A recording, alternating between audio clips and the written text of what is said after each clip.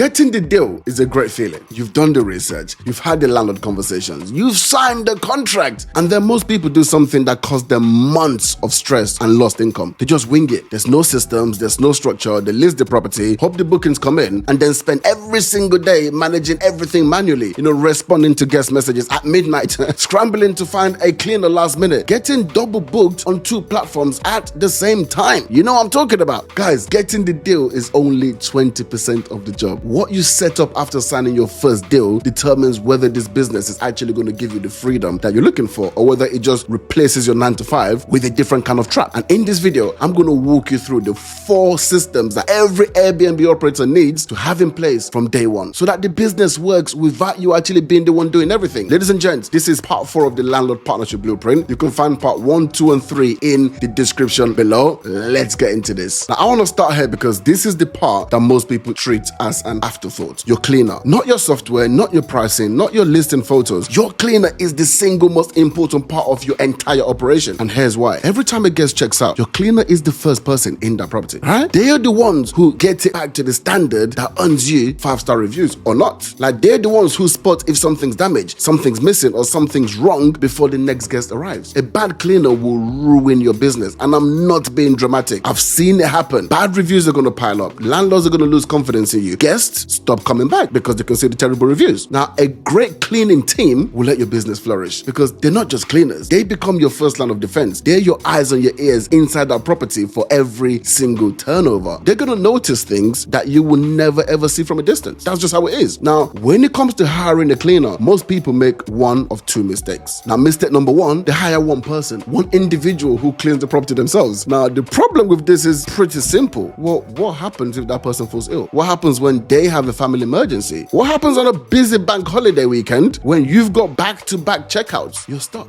The property doesn't get cleaned, the next guest arrives, and the property isn't ready. That's a 1-star review waiting to happen. Now, mistake number 2, they go the other way and they hire a large cleaning company. And the problem there is just as bad. You're just one small property in a portfolio of hundreds or thousands. When you call them with an issue, you are at the bottom of their priority list. They're not flexible, they're not accountable, and you are not important enough to them for it to actually matter to the bottom line. The right move is in the middle. Find a small cleaning company, not an individual, not a big corporate, a small cleaning company that is still in their growth mode. Because here's what that means. When you bring your business to them, your business matters to them. Your potential growth matters to them. If you go from 1 property to 3 to 10, that's significant revenue for a small company. That means they're going to be flexible. They're going to make adjustments. They're going to show up when it matters. And when something goes wrong, and something will, something always goes wrong at some point, they're going to correct it fast, because losing your account is actually a loss that they can't afford. So hold them accountable, build that relationship, and protect it, because a great cleaning team is not just a service. They are literally a business partner.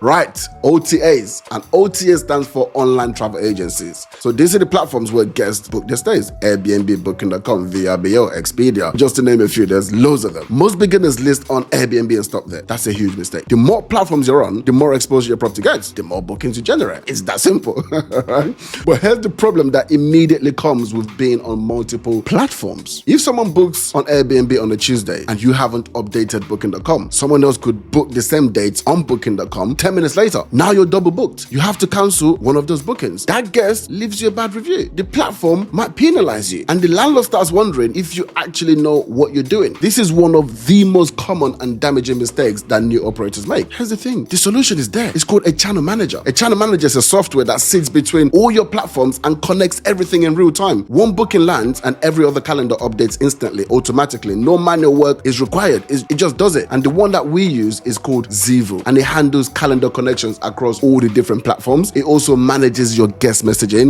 It automates your booking confirmations and lets you run multiple properties from one dashboard. As your portfolio grows, this tool becomes absolutely essential. You cannot manage multiple properties across multiple platforms manually. It's not sustainable. Now, alongside your channel manager, 2 things you must set up from the start. Number 1, guest ID verification. Every guest who books must verify their identity before they check in. This is non-negotiable. Number 2, security deposits. Take a deposit on every booking. These two things do something very important beyond just protecting the property. They filter your guest. A guest who is serious, respectful, and has nothing to hide, they have no problem providing ID and paying a deposit. A guest who pushes back, makes excuses, or refuses, that's a guest you don't want inside the property that you're responsible for. I'm telling you that now. Your vetting process is your protection. Don't skip it. And don't let the money blind you. I don't care the size of the booking. If they're not willing to be compliant with your deposit process, tell them to keep the money. Guys, please just trust me. I'm talking from experience and countless examples that I'm aware of. Just cancel the booking. Though it may seem scary to put such a roadblock in place or cancel bookings, from experience, it is actually very rare that you lose a booking for it. Like genuine guests, they might complain, but they'll do it in the end. The ones who protest too much and adamant they don't want to do it, let them go. Trust me. You know, most people set a nightly price and then they just leave it there. And they wonder why some months are great and some months are terrible. The answer is almost always pricing. This is not a business where you set a fixed price and then just walk away and just leave it to handle itself. Demand for your properties changes constantly. Events in the city drives it up. School holidays drives it up. January drives it down. Midweek is different from the weekend. Last minute availability needs a different strategy to planned stays. Like if your price is the same regardless of all of that, then you're just leaving money on the table every single week. And on slow weeks, you might be pricing yourself out of the bookings entirely, right? It works both ways. Up or down, you've got to adjust. And dynamic pricing tools tracks all of that for you. They look at local demand, right? And they look at what your competitors in your area are charging. They look at how many nights you have left on your calendar in that month. And then they adjust your rates automatically to maximize revenue. The tool that we use is called Pricelabs, and it pulls in market data from your area and it sets the rules for your minimum stays. It's going to apply last minute discounts when it's needed, and it increases your rates automatically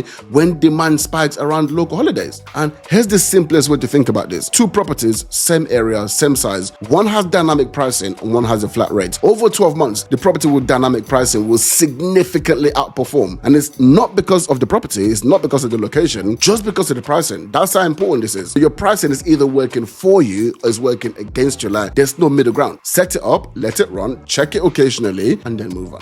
This is the system most operators never get to, and it is one of the biggest competitive advantages that you can build over time. Let me explain what's happening every single time a guest books through Airbnb or Booking.com. Those platforms charge a commission, believe it or not.